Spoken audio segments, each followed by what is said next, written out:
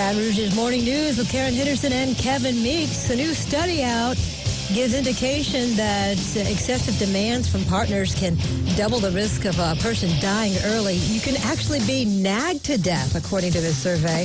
We're going to talk to Dr. Richard Lee now. He's a medical expert with a specialty in endocrinology. He's the medical director for GeneSolve, a company that helps people optimize their body chemistry. Dr. Lee, good morning to you. Good morning. Hey, tell us about this study. Okay, well, the study looked at people who were, quote, had made excessive demands, or in other words, nagged. And my view on it, nagging is basically letting someone know that there's a difference between what they are doing and what they should do.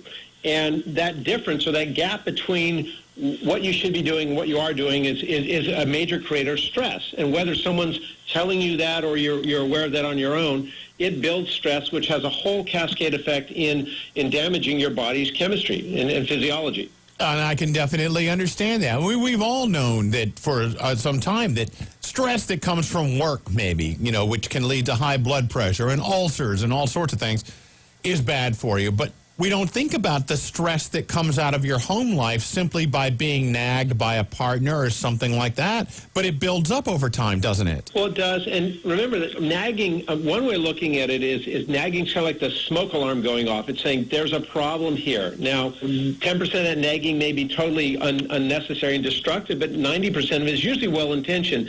Have you done this? Did you see the doctor? Did you eat your dinner? Did you take out the garbage? Are you losing weight? All those things bring to light a difference between where we are and where we should be. And whether someone tells us that, we recognize it on our own, we're going to be stressed over it. And then it affects us physiologically at many levels. That's right. So what do you do about it, doctor? I mean, do you not say, have you gone to the doctor? And, so what are some solutions on both sides of this thing? Okay, well, first of all, find out why you're being nagged. What's the reason for it? Is it something you really need to do, or is the person who's nagging you got their own problems? Are they stressed out?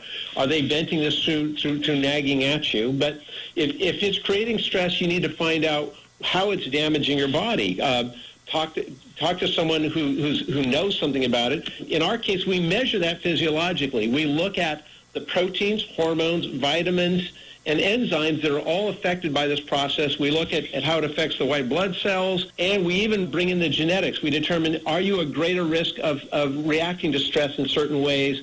Is your diet going to help you with that, or is it going to make it worse, and how do you change that? So it's a complex process, but the first thing is to say, well, if I'm being nagged, if I'm feeling stressed, what's wrong with me, and how do I go about fixing it? Dr. Richard Lee, again, he's medical expert, specialty in endocrinology, knows what he's talking about there. Dr. Lee, we appreciate having you on.